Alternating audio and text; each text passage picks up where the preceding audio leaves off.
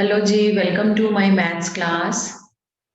Students, today we will study about the plane passing through the intersection of two planes. इससे पहले वाले lecture में हमने क्या पढ़ा था? We studied about the different forms of equations. पहली कंडीशन में when we were given one point on the plane and the normal direction of the plane. तब हमने प्लेन की इक्वेशन डिराइव की थी. सेकंड था when three non-collinear points on the plane were given, then we found the equation of the plane. Third कौन सी थी आपकी? Intercept form of the plane. अगर आपको प्लेन के तीनों इंटरसेप्ट दिए हों तो इक्वेशन ऑफ प्लेन क्या होता है? That we studied in our last lecture. अभी इसमें हम पढ़ेंगे कि plane if plane is passing through the intersection of two planes. तो सबसे पहले ये समझिए कि मैं क्या कहना चाह रही हूँ. आप अपनी बुक को लीजिए, एक उसका कवर पेज ले लीजिए और एक इसका बैक, यानी फ्रंट एंड बैक पेज. ठीक है. आप ये सपोज कीजिए, यहाँ पर जो फिगर मैंने बनाई है इसको देखिए. ये मानिए इसका फ्रंट पेज है, ये वाला ये इसका फ्रंट पेज है. ठीक है, ये एक प्लेन है. दूसरा इसका बैक पेज है, ये बैक कवर है, ये बैक कवर है इसका. ठीक है, ये दोनों कवर है. उसके बीच में जहां ये दोनों आपस में इंटरसेक्ट करते हैं, जहां ये दोनों प्लेन्स आपस में इंटरसेक्ट कर रहे हैं, वो क्या है? एक ये देखिए, जहां आपके ये फ्रंट एंड बैक कवर के इंटरसेक्ट करते हैं, दैट इज द लाइन.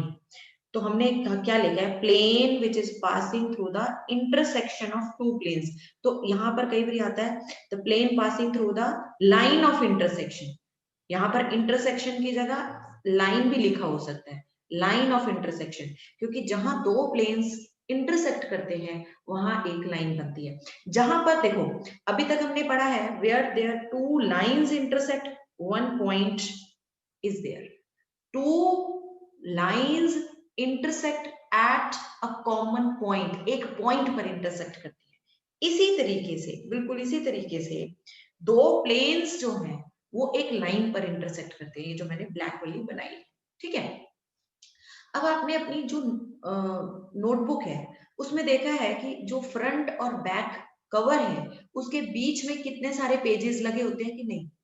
ये भी सभी क्या है? प्लेन्स हैं. ये सारे पेजेस क्या हैं? These are the planes. तो इसी को हम फैमिली ऑफ प्लेन्स बोलते हैं. वो फैमिली ऑफ प्लेन्स है जो कि आपके दो प्लेन्स के इंटरसेक्शन से पास कर रही है. ये आपका जो ये वाला प्लेन है, ये एक बनाया है. ये एक नहीं, बहुत सारे हो सकते हैं ये वाले प्लेन्स, बहुत सारे प्लेन्स हो सकते हैं ऐसे. ठीक है. अगर आपको इसकी इक्वेशन निकालनी है तो आप कैसे निकालेंगे? अभी हम यही पढ़ेंगे. ये समझिए कि आपका ये जो ब्लू वाली ये वाली है, ये फर्स्ट प्लेन है. ठीक है. और ये जो आपका ग्रीन वाला ये जो दिखाई दे रहा है, ये आपका ये सेकंड प्लेन है. अब आपको कौन सा निकालना है? आपको फाइंड आउट करना है ये रेड वाला जो है. और एक नहीं हो सकता, बहुत सारे हो सकते हैं ये प्लेन्स. आपके जैसे दो फ्रंट एंड बैक कवर के बीच में बहुत सारे पेजेस होते हैं.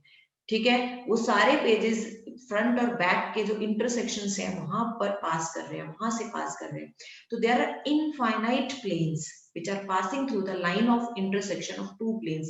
So these infinite planes are known as the family of planes. Family of planes which are passing through the intersection of the two planes. तो हम इसको कैसे फाइंड आउट करेंगे? पहले तो then equation of family of planes, family of planes passing through intersection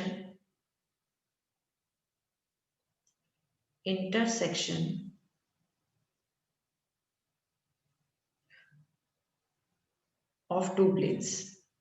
कैसे लिखेंगे इसको?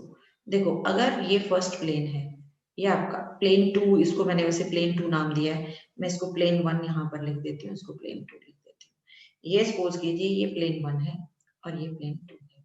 तो ये प्लेन 1 है आपका और ये वाला आपका प्लेन 2 है. ठीक है. तो आपका ये जो है, जो रेड कलर का प्लेन है, जो फैमिली ऑफ प्लेन्स में से एक प्लेन हमने लिया है जो कि passing through the intersection of two planes है, वो P है. तो अब हम उसको कैसे निकालेंगे? First plane plus lambda times second plane equal to 0, यानी कि पूरा का पूरा ये प्लेन लिखेंगे plus lambda times second plane लिखेंगे इक्वल टू 0। अब ये कैसे है, अब मैं आपको करके समझाती हूँ इसको, तब आपको ज्यादा अच्छे समझ आएगा। हाँ जी, आप मान लीजिए आपके पास पहला प्लेन है 2x plus 3y plus 5z minus 9 equal to 0। ये मेरा फर्स्ट प्लेन है, ठीक है। सेकंड प्लेन है, ये मेरा फर्स्ट प्लेन, तो सेकंड प्लेन हुआ मान लो 3x minus 5y plus 7z plus 12 equal to 0। This is my second plane. तो plane passing through the intersection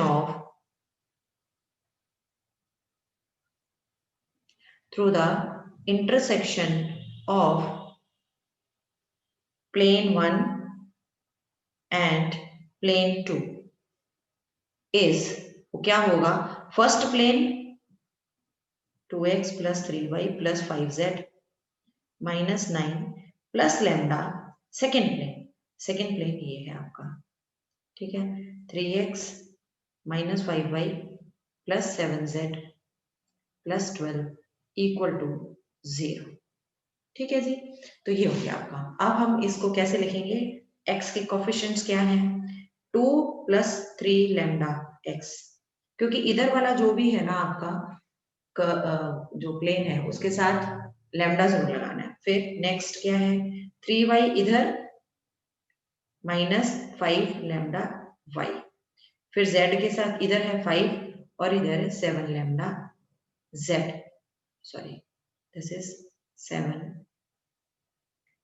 lambda z, इधर है माइनस 9, इसके साथ लैम्डा 12 लैम्डा और यहाँ पर इक्वल टू 0। ठीक है, अब इसके साथ कोई ना कोई और इक्वेशन भी दी होगी, उसके अकॉर्डिंगली हमारा लैम्डा की वैल्यू निकलेगी।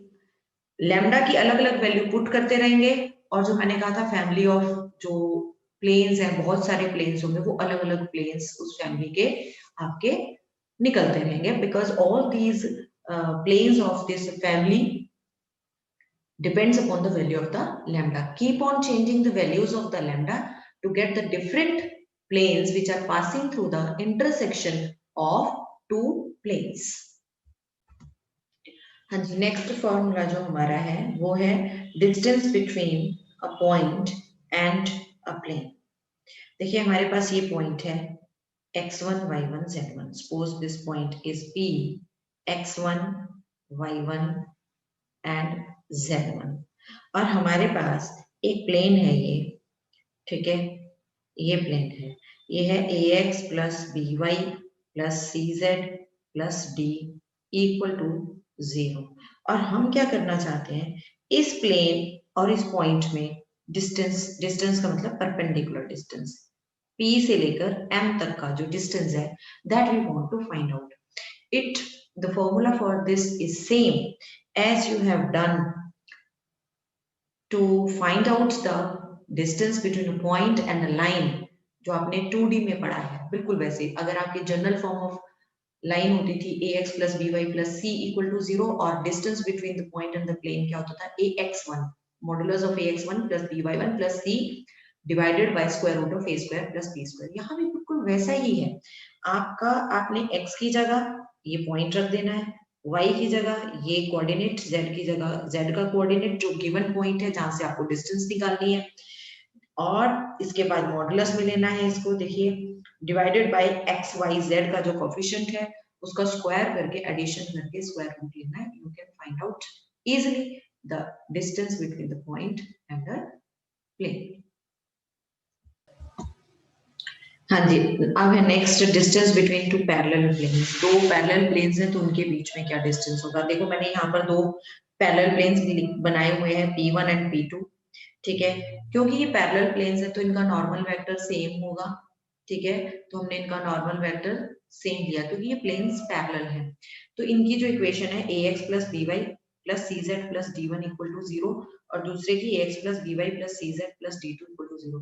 वैसे तो देखो अगर हम ऐसे भी लिखेंगे, मेरे पास एक plane 2x plus 3y plus 4z plus 9 equal to 0 और दूसरा प्लेन है 4x plus 6y plus 8z plus 7 equal to 0। ये भी दोनों प्लेन्स पैरेलल है। यहाँ पर देखो रेशो सेम है ना, a1 upon a2 is equal to b1 upon b2 is equal to c1 upon c2, तो ये रेशो सेम है। जबकि मैंने ऊपर अपने जो यहाँ पर इन दोनों में जो लिए हैं ये सेम लिए हैं। उसका रीजन क्या है? Just to make it this formula easy for you, तो इसमें हम पैरेलल अगर हैं तो अगर मैं इसको 2 से मल्टीप्लाई कर दूं तो ये क्या हो जाएगा 4x plus 6y plus 8z plus 18 equal to 0।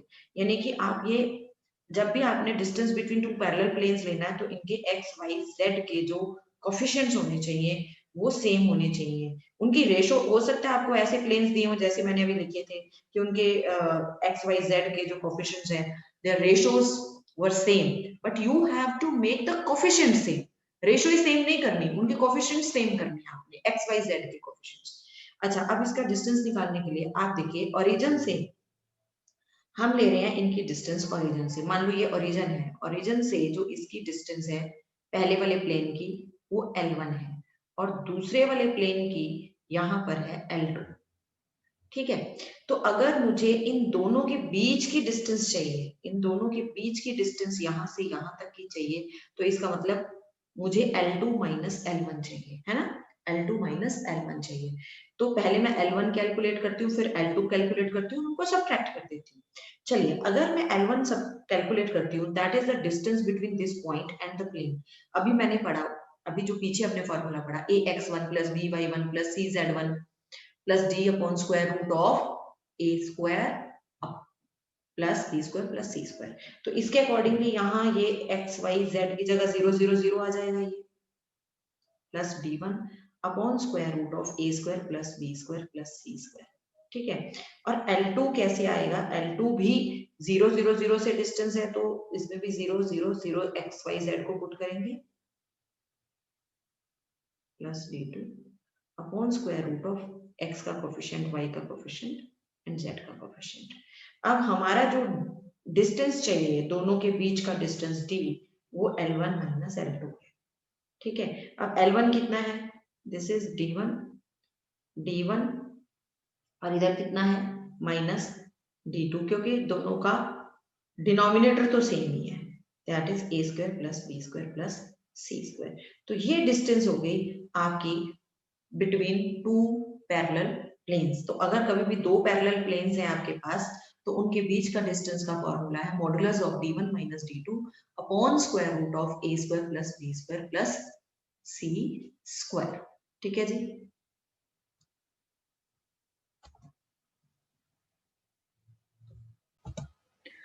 हाँ जी, अब है एंगल बिटवीन टू प्लेन्स। अगर हमें दो प्लेन्स के बीच में ये एंगल निकालना है, देखो ये ब्लू कलर का प्लेन है, ग्रीन कलर का प्लेन है। अगर मुझे इन दोनों प्लेन्स के बीच में एंगल निकालना है कि क्या एंगल है, तो मैं कैसे, ये वाला एंगल मैं आपको दिखाती हूँ। यहाँ पर मुझे निकालना है ये वाला एंगल थीटा, ये थीटा मुझे निकालना है। तो इसके लिए मैं सबसे पहले इनके नॉर्मल्स ड्रॉ कर रही हूँ। ठीक है, ये ग्रीन वाले का जो नॉर्मल है ये यहाँ पर ये है, यानी कि फर्स्ट प्लेन का नॉर्मल। इसको मैं दूसरे पेन से ड्रॉ करती हूँ। ये मेरा फर्स्ट, ये ग्रीन वाले का नॉर्मल है। ठीक है, ये मैंने लिया, ये सपोज करो ये आपका प्लेन P1 है, ये प्लेन P2 है, तो ये N1 हो गया, N1 वेक्टर। अब ऐसे ही मेरा दूसरे प्लेन का जो नॉर्मल है, ब्लू वाले जो प्लेन का नॉर्मल है, वो सपोज करो ये है। ठीक है, यहाँ पर ये 9, ये N2 वेक्टर है। ठीक है, अभी यहाँ पर ये क्लियर नहीं हो रहा, तो अभी ये देखो, अगर मैं इसको यहाँ ये ज्वाइन कर दे, हम इसको माने, तो ये देखो ये प्लेन है, ये प्लेन ही तो है इस प्लेन में, और ये वाला एंगल मुझे निकालना है थीटा। ठीक है, तो कैसे निकालेंगे हम इसको? तो ये वाला एंगल जो मेरा थीटा था, अभी इसको, हाँ जी देखिए, तो इसमें अभी ये फिगर मैंने दोबारा से क्लियर बनाने की कोशिश की है कि दो प्लेन्स हैं P1 एंड P2, उनके बीच में ये angle theta which I want to find out. अभी क्या है कि मैंने प्लेन 1 का नॉर्मल ड्रॉ किया, ठीक है, ये ब्लू कलर का, और प्लेन 2 का जो नॉर्मल है वो ब्लू कलर में है, एंड प्लेन 1 का जो नॉर्मल है वो आपका रेड कलर में है। तो हम इसको चाहें तो ये N1 कह सकते हैं, ये रेड वाला N1 है, और ब्लू वाला जो है वो आपका N2 है, ये N2 है ब्लू वाला, ठीक है। तो अब हमें ये एंगल थीटा निकालना है, येलो वाला, जो कि दो प्लेन्स के बीच में है। अगर आप एक थोड़ा सा इसको देखो, ये ध्यान से देखना, ये क्या फिगर बन रही है, 1 2 3 4, 4 साइड्स की फिगर है, तो ये तो एक क्वाड्रिलेटरल हो गया। अभी यहाँ पर आप ये देखो कि ये एंगल 90 डिग्री, ये एंगल भी 90 डिग्री, ठीक है। जब ये दोनों एंगल 90 डिग्री हैं, तो इसके बाकी जो दो एंगल्स बचे हुए हैं वो भी कितने होंगे, उनका सम भी कितना होगा, क्योंकि क्वाड्रिलेटरल के चारों एंगल्स का सम 360 होता है। दो एंगल्स का सम तो 90 प्लस 90, इनका सम 90 प्लस 90 आपके पास यानी 180 डिग्री आ चुका है, ठीक है। तो बाकी जो दो एंगल्स बचे हुए हैं, अब हमें उनका सम देखना है कि उनका सम कितना है। ये सपोज करो ये है आपके पास 5, तो अब आपके पास ये जो सामने वाला एंगल है, येलो के सामने वाला एंगल, वो हमने 5 ले लिया, तो इसका अकॉर्डिंगली थीटा प्लस 5 आपका 180 डिग्री आ जाएगा, ठीक है। यानी 5 कितना हो जाएगा, ये आपका, ये कितना हो गया आपके पास 180 degree minus theta, 180 degree minus theta हो गया। अच्छा, अभी आप देखो, एक दो ये जो n1 वेक्टर और n2 वेक्टर है, अगर यहाँ पर ये 5 है, तो इसका जो दूसरा एंगल है, इसका जो ये वाला एंगल, मैं अभी आपको दिखाती हूँ, ये वाला एंगल, ये कितना बनेगा, ये जो ब्लैक कलर से मैं दिखा रही हूँ यहाँ पर, ये एंगल कितना बनेगा, ये तो ये आपका हो जाएगा 180 माइनस 5, 180 माइनस 5 हो जाएगा। इसको यहाँ पर थोड़ा सा चेंज करते हैं, ये ऐसे नहीं लिखेंगे, इसको लिखेंगे 5 is equal to 180 degree minus theta, sorry, फिर वही चीज लिख दी मैंने, एक मिनट, इसको लिखेंगे theta is equal to 180 degree minus 5, यहां से आपके पास ये आया। और आपको पता है n1 एंड n2 के बीच में एक एंगल ये वाला भी है, ठीक है, जो कि आपका 180 डिग्री माइनस 5 है। यानी अगर आप n1 और n2 के बीच में एंगल निकालते हैं, तो angle between n1 and n2 जो है वो भी 180 डिग्री माइनस 5 है। एक तो एंगल 5 है, एक 5 एंगल है, दो एंगल होते हैं कभी भी, एक लाइन जब इंटरसेक्ट करती है, एक अगर एंगल ये आपका 5 है, तो दूसरा कितना होगा 180 माइनस 5। तो ऐसी एक एंगल मैंने यहाँ पर ये 5 लिया, तो n1 और n2 के बीच में दूसरा एंगल कितना हो गया 180 डिग्री माइनस 5। तो angle between n1 and n2, क्योंकि 180 डिग्री माइनस 5 किसके इक्वल है, थीटा के इक्वल है। तो अगर आपने angle between n1 and n2 calculate किया, तो इसका मतलब ये वाला थीटा आप कैलकुलेट कर रहे हो, यानी आप दो प्लेन्स के बीच वाला एंगल कैलकुलेट कर रहे हो। यानी अगर आपको दो प्लेन्स के बीच में कभी भी एंगल कैलकुलेट करना है, तो आप उन दोनों प्लेन्स के नॉर्मल्स के बीच में जो एंगल है वो कैलकुलेट करेंगे। और वो कैसे आएगा, वो आएगा आपका cos थीटा। तो एंगल बिटवीन टू प्लेन्स का formula cos theta is equal to n1 dot n2 divided by n1 magnitude n2 magnitude, जो कि हमें पता है दो वेक्टर्स के बीच में एंगल निकालने का फॉर्मूला है हमारा। तो ये हमारा एंगल बिटवीन टू प्लेन्स हो गया।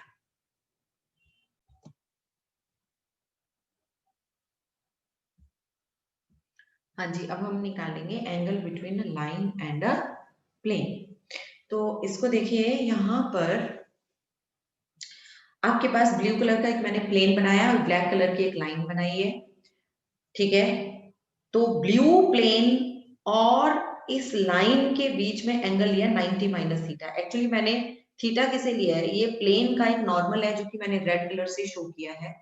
प्लेन का जो नॉर्मल है और प्लेन के ऊपर जो ये लाइन ड्रॉ किया हमने प्लेन के साथ जिसका एंगल कैलकुलेट करना है ब्लैक कलर की, उसके बीच में एंगल है थीटा।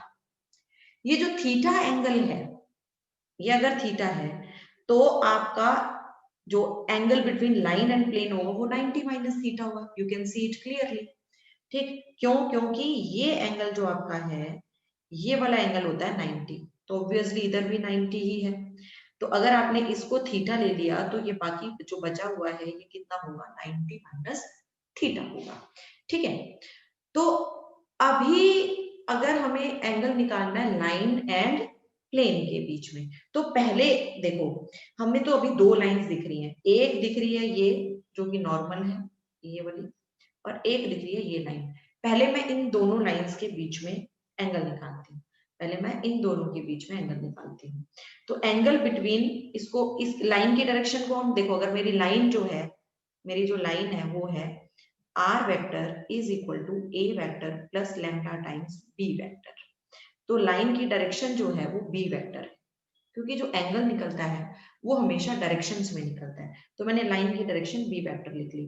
और मेरा जो प्लेन है, जो प्लेन है वो है आपका plane r vector dot n vector is equal to d vector. तो प्लेन का जो नॉर्मल है वो है आपका n वेक्टर।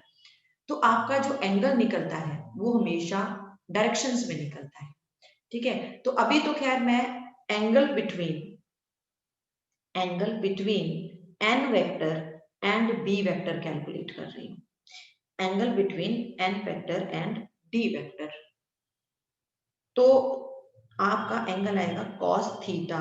ये थीटा है ना, क्योंकि मैंने इसको थीटा लिया है तो मैं यहाँ cos थीटा ले रही हूँ, क्योंकि मुझे n एंड b में एंगल निकालना है। तो cos theta is equal to b dot n divided by b magnitude n magnitude, ठीक है। लेकिन ये एंगल तो आपका परपेंडिकुलर, जो कि प्लेन का नॉर्मल जिसको हम बोलते हैं, और किसके बीच में है, लाइन की डायरेक्शन में, यानी लाइन और प्लेन के परपेंडिकुलर में। जबकि मुझे एंगल किसके बीच में निकालना था, प्लेन एंड लाइन में। मुझे तो 90 माइनस थीटा वाला चाहिए, मुझे थीटा थोड़ी चाहिए। लेकिन मैं यहाँ से तो cos थीटा यानी थीटा कैलकुलेट कर रही हूँ। अभी आपने जो पढ़ा हुआ है कॉम्प्लीमेंट्री एंगल्स, आपको पता है साइन 90 माइनस थीटा क्या होता है, sine 90 minus theta cos theta होता है। This you have already studied, पढ़ा हुआ है आपने। That I will use here, यानी मैं इस cos थीटा की जगह साइन 90 माइनस थीटा रखूंगी, ठीक है। Sine 90 degree minus theta is equal to b dot n divided by b magnitude n magnitude. अब बेटा देखो, अगर मैं ये जो 90 माइनस थीटा मैंने निकाल लिया, देखो ये रहा साइन 90 माइनस थीटा, लेकिन ये अब ये कौन सा एंगल है, ये angle between line and plane है। मैं इसको नया नाम दे देती, I am giving it a new name. कौन सा नाम दे, हम इसको मान लेते हैं कि ये एंगल है फाई। इसको मैंने नया नाम दे दिया, ये फाई के इक्वल है। तो मैं इस 90 माइनस थीटा की जगह लिखूंगी फाई। तो ये आ गया sine phi is equal to b dot n divided by, इसको एक बार दोबारा से लिखते हैं ढंग से, इसको एक बार दोबारा लिखते हैं, ठीक है। तो ये आया आपके पास sine phi is equal to b dot n divided by b magnitude n magnitude. तो अगर आपको angle between a line and a plane निकालना है तो आप वो एंगल कैसे निकालेंगे, साइन करके, sine of phi is equal to b dot n divided by b magnitude n magnitude. यहाँ पर b वेक्टर जो है, b vector is representing the direction of the line and n vector is representing the normal vector to the plane. I think it's also clear to all of you. हाँ जी, शुरू करते हैं। Exercise 11.3 के question number आप 1, 2, 3, 5, 6, 7 and 8 तो already कर चुके हैं पिछले लेक्चर में। तो क्वेश्चन नंबर 4 से we are going to start. What is given in the question number 4 to find? इसमें दिया है following you are to find the coordinates of the foot of the perpendicular drawn from the origin to the given plane. आपके पास एक plane है, ठीक है, ये प्लेन आपके पास गिवन है और इस प्लेन की इक्वेशन दी हुई है 2x plus 3y plus 4z minus 12 equal to 0, ठीक है। और आपको बोला गया है कि अगर हम ओरिजिन से, सपोज करो P point is the origin, यहां से हम अगर परपेंडिकुलर यहां ड्रॉप करते हैं तो ये जहां पर इंटरसेक्ट करेगा इस प्लेन को जाकर, वो आपका point of intersection of this perpendicular with this plane is known as the foot of the perpendicular. This point M, foot of perpendicular, you are to find out, ठीक है। अब इसमें हमें एक एल्गोरिथम फॉलो करना पड़ेगा। एल्गोरिथम क्या कहता है? अकॉर्डिंग टू दिस एल्गोरिथम ये कहता है कि अगर कभी भी आपने इस तरीके से ये पॉइंट ऐसे निकालना है तो आपको ये लाइन की इक्वेशन निकालनी पड़ेगी। You are to find out the equation of this line. अब equation of line in the Cartesian form, हमेशा याद रखना इस लाइन की इक्वेशन कार्टेशियन फॉर्म में। तो अगर हम equation of line in the Cartesian form लिख भी लें तो हमें बताया कि उसकी इक्वेशन होती है x minus x1 upon a is equal to y minus y1 upon b is equal to z minus z1 upon c is equal to lambda. What are these x1, y1, z1? These are the points which lie on the line and that point we know, that is 0, 0, 0. यानी कि हमें x1, y1, z1 की value पता है। वो है हमारे पास x1, y1, z1 which is the point on the line that is given 0, 0, 0. And what is this? What is this ABC? ABC क्या होता है? लाइन की डायरेक्शन, या तो इसी लाइन की डायरेक्शन या लाइन के पैरेलल कोई भी लाइन हो उसकी डायरेक्शन। अब मुझे लाइन की डायरेक्शन नहीं पता, ये प्रॉब्लम मेरे पास है। अब देखिए प्लेन आपके पास ये वाला प्लेन है, इस प्लेन की जो इक्वेशन है उसके अकॉर्डिंगली एक्स वाई जेड के जो कोफिशिएंट होते हैं वो उसके नॉर्मल के डायरेक्शन रेशो होते हैं। तो ये जो इसका नॉर्मल है ये इस नॉर्मल के डायरेक्शन रेशो है। तो डायरेक्शन रेशो जो है किसके? ऑफ नॉर्मल वेक्टर, वो मुझे पता है क्या है इस प्लेन के 2, 3, 4, 2, 3, 4। और वही आपके ये देखो, ये अगर नॉर्मल के डायरेक्शन रेशो ये n वेक्टर, तो वो आपके pm के पैरेलल है। जो आपका pm है, जो लाइन है उसके पैरेलल है। और हमने क्या बोला आपको, जो abc होता है वो या तो इसी लाइन की डायरेक्शन होनी चाहिए या इसके पैरेलल किसी की डायरेक्शन। तो इसके पैरेलल मुझे डायरेक्शन पता चल गई, ये है इसके पैरेलल की डायरेक्शन। तो यानी abc की वैल्यू पता चल गई, यानी मेरा abc भी मुझे पता चल गया, दैट इज 2, 3, 4, ठीक है। अब मुझे abc की वैल्यू भी पता है, मुझे x1, y1, z1 की वैल्यू भी पता है। I will use it in this formula to get the equation of line. चलिए देखते हैं कैसे, ठीक है। तो अब हम, ये है x minus x1 upon a is equal to y minus y1 upon b is equal to z minus z1 upon c, ये होती है आपकी, ठीक है। तो हमने क्या किया, यहाँ पर इक्वेशन ऑफ लाइन बनाई, ये देखिए यहाँ ये बनाई ना, x माइनस x1 क्या था आपका? पासिंग पॉइंट है, पासिंग पॉइंट 0, 0, 0 ये बनाया आपको, ठीक है। तो ये आपका P है 0, 0, 0 और M आपको निकालना है। ये प्लेन है 2x plus 3y plus 4z minus 12 equal to 0। और इसकी डायरेक्शन रेशो जो आ गई वो हमें पता है, वो हमारी डायरेक्शन रेशो आ गई 2, 3, 4 ABC 2, 3, 4। चलिए तो x माइनस x1 आपके पास आ गया 0 अपॉन 2, y माइनस 0 अपॉन 3, क्योंकि इसकी डायरेक्शन 2, 3, 4 है, z minus 0 upon 4 is equal to lambda. अब हम क्या करने वाले हैं, हम इसको इक्वेट करेंगे। इक्वेट कैसे, अभी देखिए कैसे। हाँ जी देखिए, ये I have written it here. You can see x minus 0 upon 2 is equal to lambda. It is given here. You can see it here also. You can see.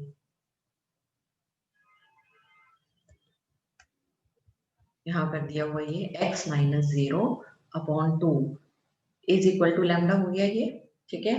तो वो and similarly we can see here that your y minus 0 upon 3 is equal to lambda है, that we have used here, y minus 0 upon 3 is equal to lambda, तो y की value भी आ गई। ऐसे आप यहाँ पर देखिए कि z माइनस 0 अपॉन 4, यहाँ पर देखिए z minus 0 upon 4 is equal to lambda है, तो z is equal to 4 lambda आ गया। यानी आपके पास x की वैल्यू भी आ गई, आपके पास y की वैल्यू भी आ गई, आपके पास z की वैल्यू भी आ गई। x y z are the points, this which are the points, ये किसकी इक्वेशन थी, ये किसकी इक्वेशन से आए हैं, ये इस पीएम, ये जो पीएम हमारी ये लाइन थी इसकी इक्वेशन से आए हैं। तो ये पीएम के पॉइंट्स हैं, लैम्डा की वैल्यू, ये जो आपके पास पॉइंट्स आए हैं ना, एक्स की coordinate, Y coordinate, Z coordinate, ये these are the points which lie on this PM, इस लाइन के ऊपर लाई करते हैं, ठीक है। अगर ये इस लाइन पर लाई करते हैं तो m पॉइंट, मतलब आप lambda keep on changing the values of the lambda to get the different values, different points on this point p, ठीक है।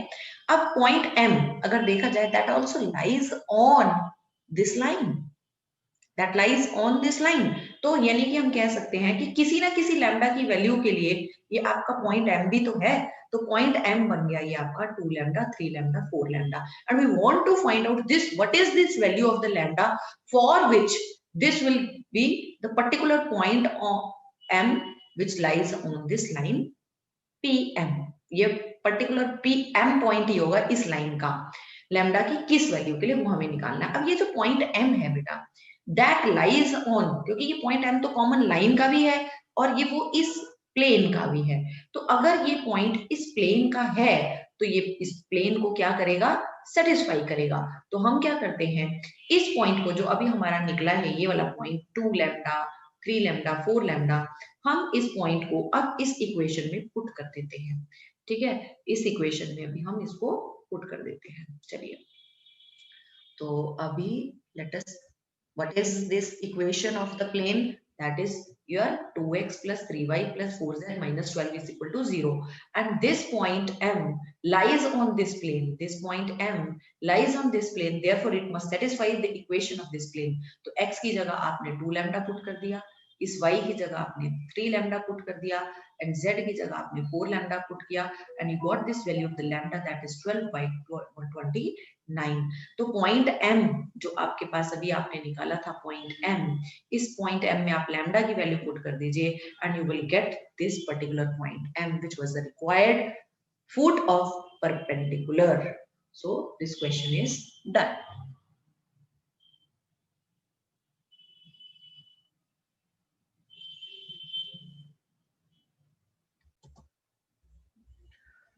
हाँ जी, देखिए अब हम करते हैं, क्योंकि मैंने बताया था आपको हम 1 to 8 क्वेश्चन तो we had already done except question number 4, वो 4 मैंने अभी आपको करा दिया। क्वेश्चन नंबर 9 एक्सरसाइज 11.3 का करेंगे।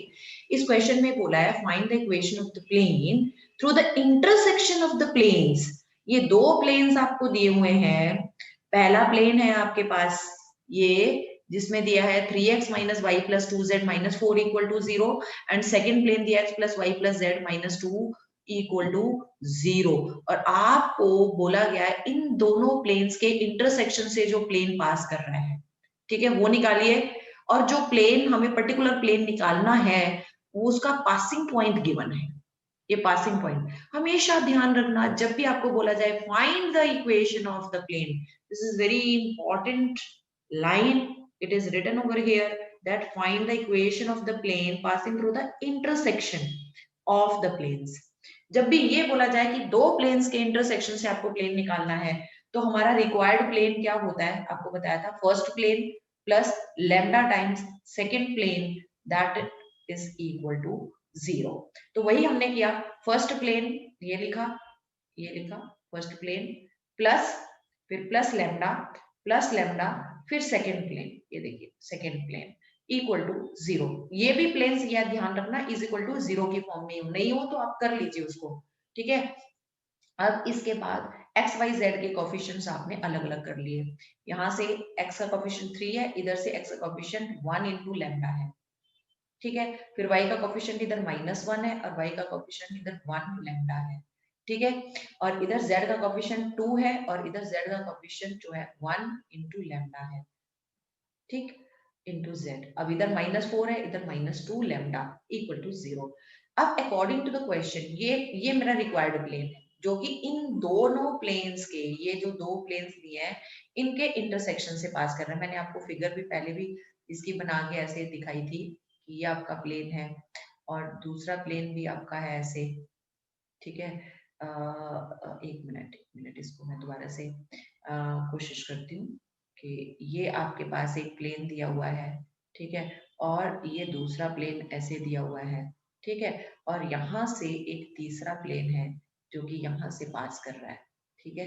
ये तीसरा प्लेन जो है, ये वाला प्लेन हमें निकालना है, जो कि इन दोनों का ये जो पॉइंट ऑफ इंटरसेक्शन है, ये जो point of line, sorry point नहीं, इन दोनों का जो लाइन ऑफ इंटरसेक्शन है, ये रेड प्लेन जो दिए हुए हैं P1 एंड P2, ये दो प्लेन्स है, इनका जहां इंटरसेक्शन है ब्लैक लाइन पर, वहां से ये जो ब्लू कलर का आपका प्लेन है वो निकालना है। और आपको बोला गया है ये पॉइंट, ये जो ब्लू वाला प्लेन है ये किस पॉइंट से पास कर रहा है, ये पास कर रहा है 2 2 1। इसका ये पॉइंट यहाँ पर दिया हुआ है, ये पॉइंट ए दिया है, सपोज करो यहाँ पर 2 2 1 इस प्लेन का पासिंग पॉइंट दिया।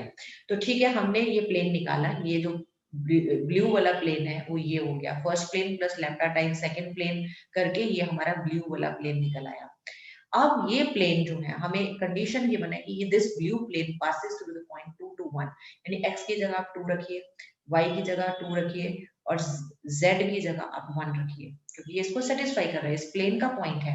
तो आपने जब कैलकुलेट किया इसको, x की जगह 2, y की जगह 2 और z की जगह आपने 1 रखा, तो अब आप देखिए 2 लैम्डा 4 लैम्डा प्लस 1 5 लैम्डा, 5 में से 2 गया 3 लैम्डा, और यहाँ पर 6 माइनस 2 4, 4 प्लस 2 6, 6 माइनस 4 2 आया आपके पास, 6 minus 4 is plus 2 is equal to 0, यानी लैम्डा की वैल्यू -2/3 आई। अब लैम्डा की वैल्यू आप इस इक्वेशन में पुट कर दीजिए, you will get the equation of your required plane.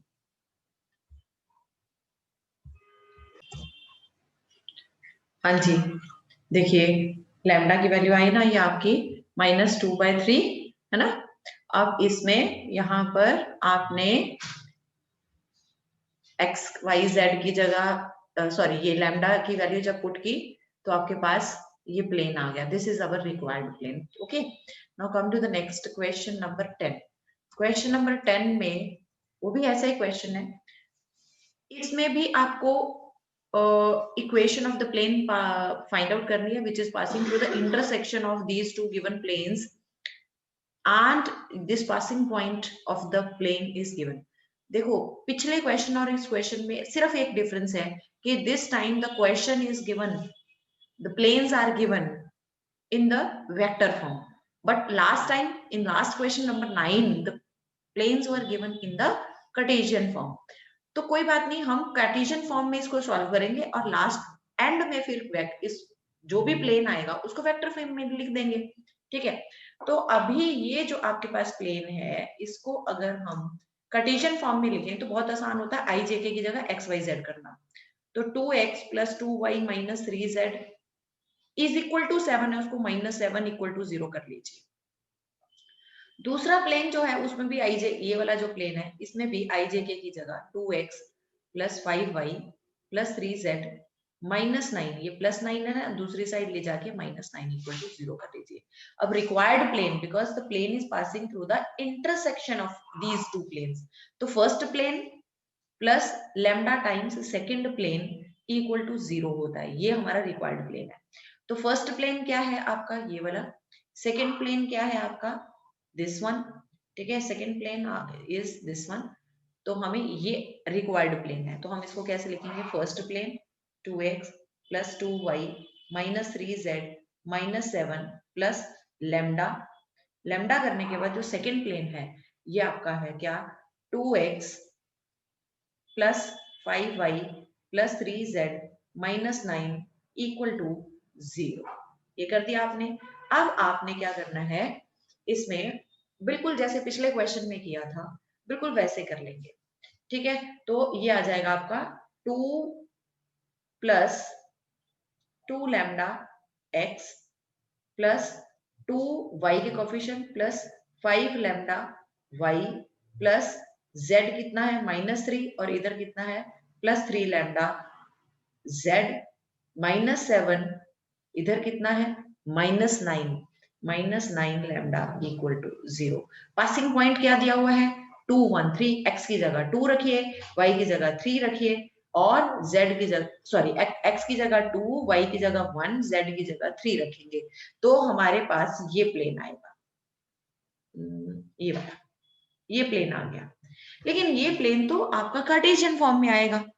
ठीक है, अब इसकी खुद लैम्डा की वैल्यू निकालिए। x को आपने पुट करना है 2, y को पुट करना है 1 एंड z को पुट करना है इसमें 3। लैम्डा की वैल्यू आएगी, लैम्डा की वैल्यू आप इसमें दोबारा पुट कर दीजिए, यहाँ पर इसमें दोबारा पुट कर दीजिए, देन यू विल गेट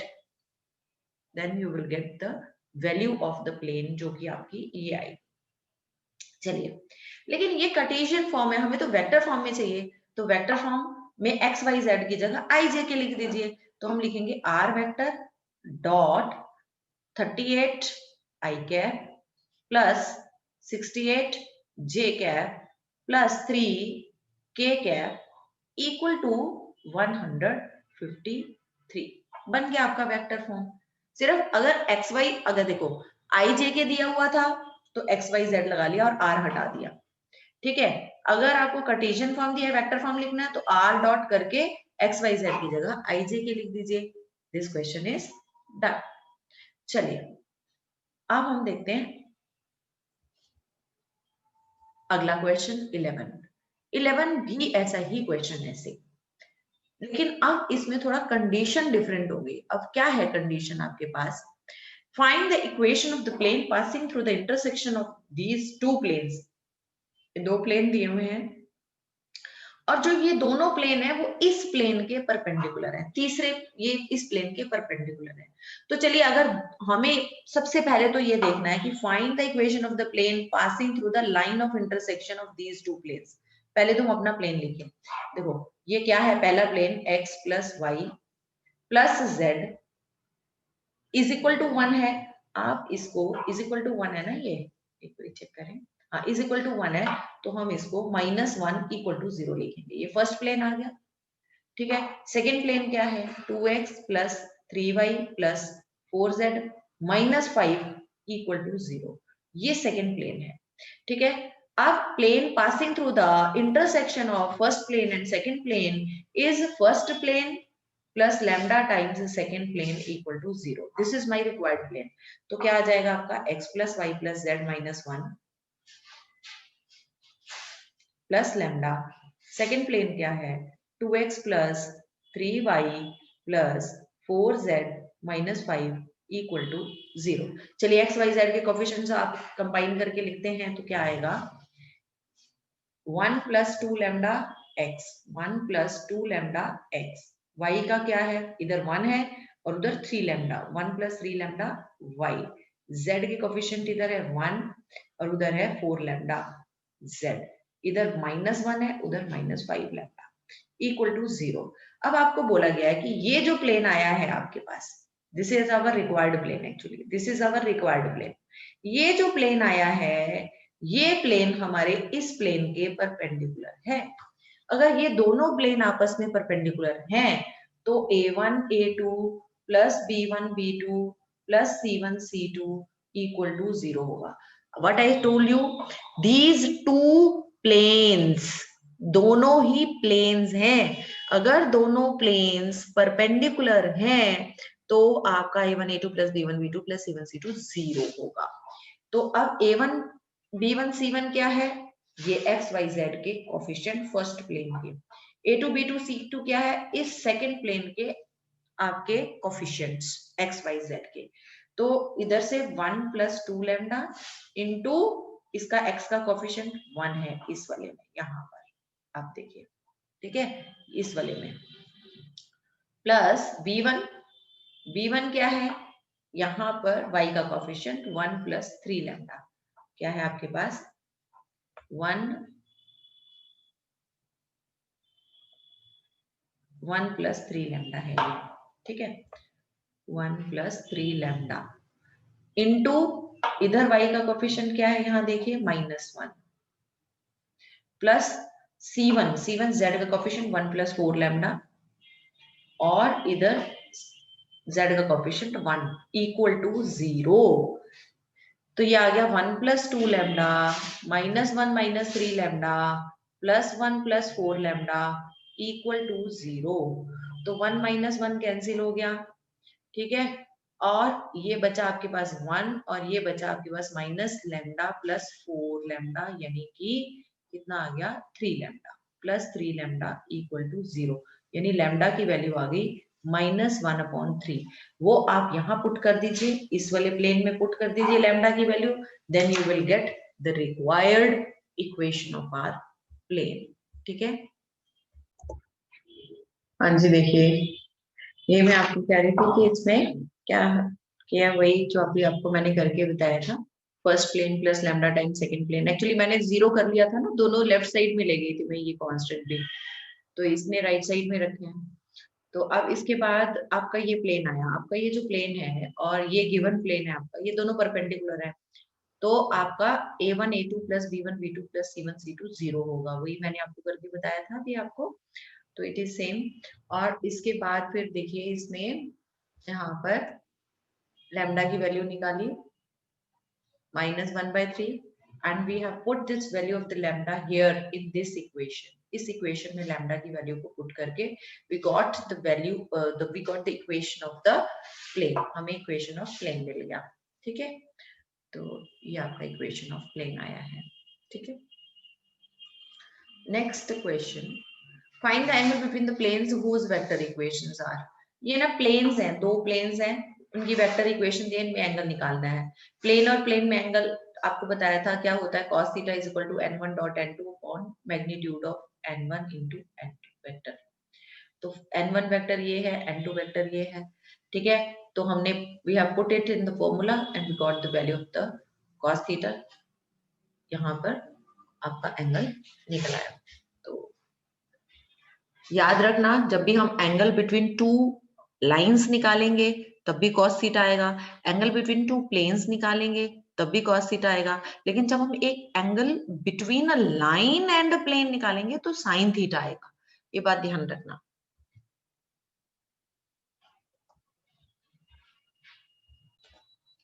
हाँ जी, क्वेश्चन नंबर 13 है, आपको नीचे प्लेन्स दिए हुए हैं, अलग अलग पार्ट्स में दो दो प्लेन्स दिए हैं, you are to check whether these planes are parallel to each other और parallel perpendicular to each other, और if they are not parallel और perpendicular to each other then what is the angle between them. तो पहला आपके पास जो pair दिया हुआ है प्लेन्स का, तो वो है 7x + 5y + 6z + 30 = 0, और दूसरा है 3x - y - 10z + 4 = 0। तो x y z के कोफिशिएंट्स आपने a1 b1 c1 और दूसरे प्लेन में भी a2 b2 c2 find out कर लिए। अगर पहले तो हम देखते हैं कहीं ये पैरेलल तो नहीं है, तो उसमें a1/a2 इनकी रेशोज देखेंगे, अगर ये रेशो सेम होंगी तो पैरेलल हो गया, तो हमने a1/a2 कैलकुलेट किया, b1/b2 कैलकुलेट किया, but these are not equal, therefore these are not parallel, parallel तो नहीं है। चलिए अगर हम a1a2 + b1b2 + c1 c2 करके देखते हैं, तो ये 0 भी नहीं आ रहा, इसका मतलब ये परपेंडिकुलर भी नहीं है। जब ये ना तो पैरेलल है ना परपेंडिकुलर है, इसका मतलब इनमें कोई ना कोई एंगल तो होगा, वो फाइंड आउट करना है। दैट इज cos थीटा, भी हमने लास्ट क्वेश्चन में भी किया था, cos theta = n1.n2 divided by n1 magnitude and n2 magnitude का प्रोडक्ट। तो ये हमने इसको यहाँ पर करके देख लिया। n1 n2 क्या वेक्टर है, जो x y z के ये जो कोफिशिएंट्स है ना, x y z के कोफिशिएंट्स, ये आपका n1 vector 7i + 5j + 6k cap, और n2 वेक्टर है 3i cap - 1j cap - 10k cap है, ठीक है। तो यहाँ पर इनका डॉट प्रोडक्ट लेंगे, कैसे, तो इनका डॉट प्रोडक्ट लेने के बाद यानी कि इनको मल्टीप्लाई किया, 7 × 321, 5 × -1 - 5, 6 × -10 60, ये देखिए। और n1 का मैग्नीट्यूड a1² + b1² + c1² का square root, n2 magnitude a2² + b2² + c2² का स्क्वायर रूट करके ये कैलकुलेट किया आपने, ठीक है। तो ये आपके पास आ गया एंगल। नेक्स्ट क्वेश्चन इसी का पार्ट है, बी पार्ट है। तो यहाँ पर भी हमने ये देखिए, ये आपका फर्स्ट इस पेयर में फर्स्ट जो आपका प्लेन दिया हुआ है उसका हमने first normal vector 2i cap plus 1j cap plus 3k cap लिख लिया, और सेकंड जो आपका प्लेन है उसका जो परपेंडिकुलर यानी नॉर्मल वेक्टर है वो है 1i cap minus 2j cap. क्योंकि z का कोफिशिएंट है ही नहीं यहाँ पर, तो हम 0k कैप लिखेंगे। और हमने जैसे ही इसको a1 a2 plus b1 b2 plus c1 c2 किया तो ये 0 आ गया। इसका मतलब आपके ये दोनों प्लेन्स परपेंडिकुलर हैं, इनके बीच में एंगल 90 डिग्री का है। अभी सी पार्ट करते हैं। तो इसमें हमने देखा कि ये पहला प्लेन है, इसका normal vector 2i cap minus 2j cap plus 4k cap. Second plane का जो नॉर्मल वेक्टर है एक्स वाई जेड के कोफिशिएंट से निकल आएगा 3i cap minus 3j cap plus 6k cap. जब आपने इनका रेशो सेम लिया तो आपने देखा सब में रेशो सेम आ रहा है, a1 upon a2 is equal to b1 upon b2 is equal to c1 upon c2। i के कंपोनेंट्स का हमने रेशो लिया, फिर j के कंपोनेंट्स का, फिर k के कंपोनेंट्स का सेम आ रहा है। It means these lines are parallel to each other. जब यानी कि ये जो नॉर्मल है ये दोनों पैरेलल हैं, ये दोनों नॉर्मल पैरेलल है, इसका मतलब ये दोनों प्लेन्स भी पैरेलल हैं। Both of these planes given planes are parallel to each other. हाँ जी, क्वेश्चन नंबर 14 इसमें दिया है in the following cases find the distance of the each of the given points from the corresponding given plane. यानी एक point दिया, एक plane दिया, and you have to find out the distance of this point from the plane.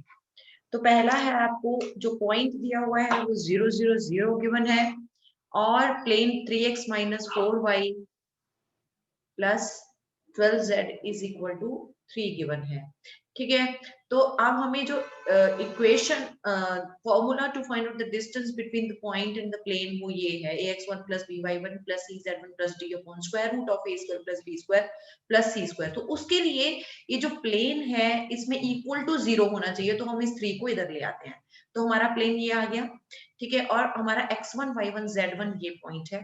अब आप x1 y1 z1 यानी 0 0 0 इस x y और z की जगह पुट कर देंगे, डिवाइडेड बाय x का कोफिशिएंट 3 स्क्वायर प्लस y का कोफिशिएंट माइनस 4 का स्क्वायर प्लस z का कोफिशिएंट 12 स्क्वायर करेंगे, and we will get the perpendicular distance from the origin to this plane. यहाँ पर ये देखिए, ठीक है, so this is done. Second point, आप सेकेंड क्वेश्चन जो है उसमें पॉइंट जो है x1 y1 z1 3 माइनस 2 1 है, और प्लेन आपका दिया हुआ है ये। फिर दोबारा आपने फॉर्मूला लगाया ये, इसमें यहाँ x1 y1 x y z की जगह x1 y1 z1 की वैल्यू पुट करेंगे 3 माइनस 2 एंड 1, x की जगह 3, y की जगह माइनस 2 एंड z की जगह ये 1 आएगा आपके पास। ठीक है, तो अब नीचे a square b square c square का सम करके उसका स्क्वायर रूट लेना। तो x का कोफिशिएंट a है, y का कोफिशिएंट -1 ये b है, z का कोफिशिएंट ये 2 ये आपका c है। ये इस फॉर्मूला में आपने पुट कर देना है, then you will get the required distance. ये अभी आपके पास आ गया है।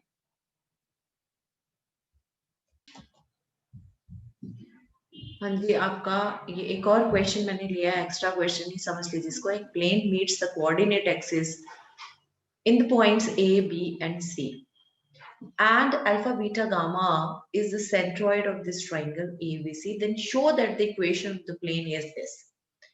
देखिए क्वेश्चन में गिवन क्या है पहले समझिए। क्वेश्चन में गिवन है कि ये आपका जो प्लेन है, ठीक है, वो कोऑर्डिनेट एक्सिस को एट पॉइंट ABC पर मिल रहा है, और उसका सेंट्रॉइड है अल्फा बीटा गामा। जो वो ट्राइंगल बनेगा वो centroid of the triangle ABC का अल्फा बीटा गामा है। तो आपको इक्वेशन ऑफ द प्लेन जिसमें ये ट्राइंगल लाई करता है उस प्लेन की इक्वेशन ये प्रूव करनी है, x upon alpha plus y upon beta plus z upon gamma is equal to 3 है। तो अभी ये देखिए एज पर द क्वेश्चन, क्योंकि इसने बोला है कि ये पॉइंट्स, अगर मैं यहाँ पर खुद इसको ड्रॉ करके आपको दिखाऊं, तो अगर मैं इसको यहाँ पर, ये x एक्सिस है, ये y एक्सिस है और ये z एक्सिस है आपका, तो आपके जो इंटरसेप्ट्स हैं वो A पॉइंट, B पॉइंट और C पॉइंट लिए, ठीक है, ABC। तो अगर हम इसको ज्वाइन करेंगे तो ये ट्राइंगल का जो आप ये देखिए कि ये जो ट्राइंगल का रीजन है वो एक प्लेन है, उस प्लेन की इक्वेशन निकालनी है। ये जो पॉइंट ए है, इसका जो कोऑर्डिनेट है वो हमने लिया a, 0,0, इस b का 0,b,0, c point z axis पर है तो 0,0,c है। ठीक है, तो ये अगर हम प्लेन जो है, जो मैंने ग्रीन कलर से ये आपका दिखाया है, ये this plane, the equation of this plane, because intercepts of the plane are given to you, therefore we will write down the equation of the plane in the intercept form. तो ये आपकी intercept form of the plane हमने लिख ली यहाँ पर। अब according to the question, because this plane is in the form, or you can see here clearly, it is in the form of the triangle. इस triangle का जो centroid है वो हमें अल्फा बीटा गामा गिवन है, ठीक है। And we know what is the formula for the centroid of the triangle if three vertices of the triangle are given. वो होता है x1 plus y1 plus z1 upon 3, है ना, y1 plus y2 plus y3 upon 3, z1 plus z2 plus z3 upon 3। तो हमने वही किया, x1 plus x2 plus x3 upon 3, y1 plus y2 plus y3 upon 3, z1 plus z2 plus z3 upon 3, ये कर दिया, is equal to alpha beta gamma, क्योंकि ये centroid है अल्फा बीटा गामा। तो हमने अल्फा को कंपेयर किया a अपॉन 3, तो a की value 3 upon alpha, sorry a की वैल्यू 3 अल्फा, तो आपका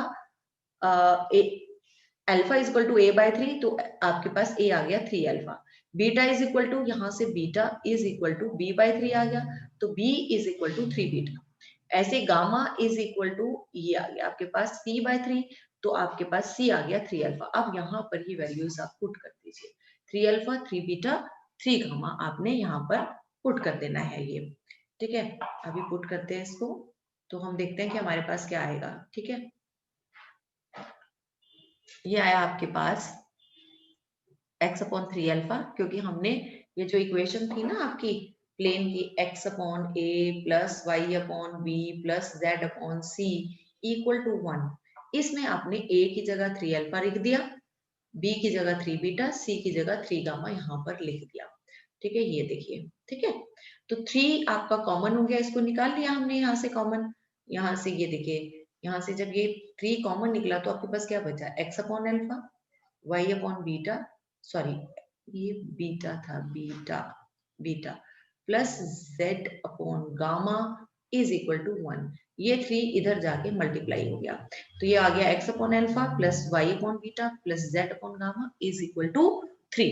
this is your equation of the plane. So with this this question is also done. तो ये आपकी एक्सरसाइज 11.3 भी इसके साथ खत्म हो गई है।